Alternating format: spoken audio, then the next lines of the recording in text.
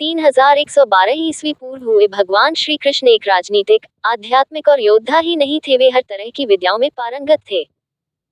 भगवान श्री कृष्ण से धर्म का एक नया रूप और संघ शुरू होता है। श्री कृष्ण ने धर्म, राजनीति, समाज और नीति नियमों का व्यवस्थीकरण किया था। नंबर 1, किस रंग के थे भगवान श्री कृष्ण?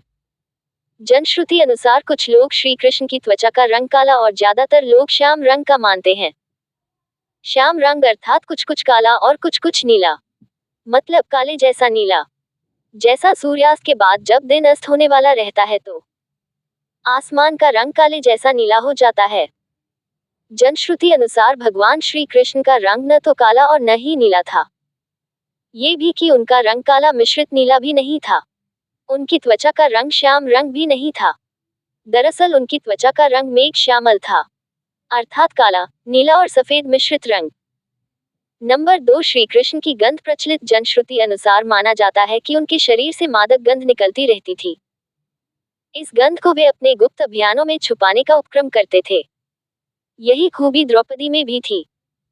द्रौपदी के शरीर से भी सुगंध निकलती रहती थी जो लोगों को आकर्षित करती थी।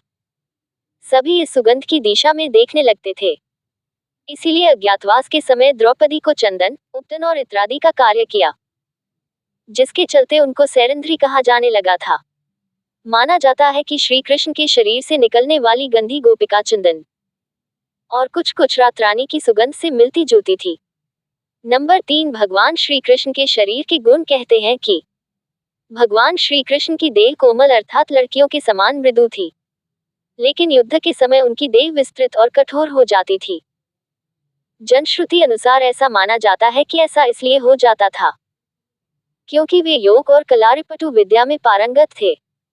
इसका मतलब ये कि श्री कृष्ण अपनी देह को किसी भी प्रकार का बनाना जानते थे।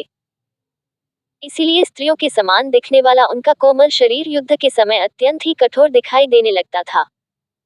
यही गुण कर्ण और द्रौपदी के शरीर में भी थे। नंबर 4, सदा जवान बने रहे श्री कृष्ण। भगवान कृष्ण का जन्म मथुरा में हुआ था। उनका बचपन गोकुल, वृंदावन, नंदगांव, बरसाना आदि जगहों पर बीता। द्वारिका को उन्होंने अपना निवास स्थान बनाया और सोमनाथ के पास स्थित प्रभास क्षेत्र में उन्होंने देह छोड़ दी। दरअसल भगवान कृष्ण इसी प्रभाव क्षेत्र में अपने कुल का नाश देखकर बहुत व्यथित हो गए थे। वे तभी से वहीं रहने लगे थे। एक दिन वे एक वृक्ष के नीचे विश्राम कर रहे थे, तभी किसी बहेलिये ने उनको हिरण समझकर तीर मार दिया। ये तीर उनके पैरों में जाकर लगा और तभी उन्होंने देह त्यागने का निर्णय ले लिया। एक दिन वे इसी प्रभाव क्षेत्र के वन में एक पीपल के वृक्ष के नीचे योग निद्रा में लेटे थे। तभी जरा नामक एक बहेलिये ने भूलवश उन्हें हिरण समझकर विषयुक्त बाण चला दिया, जो उनके पैर के तलुवे में जाकर लगा और भगवान श्री कृष्ण ने इसी को बहाना बनाकर देह त्याग दी।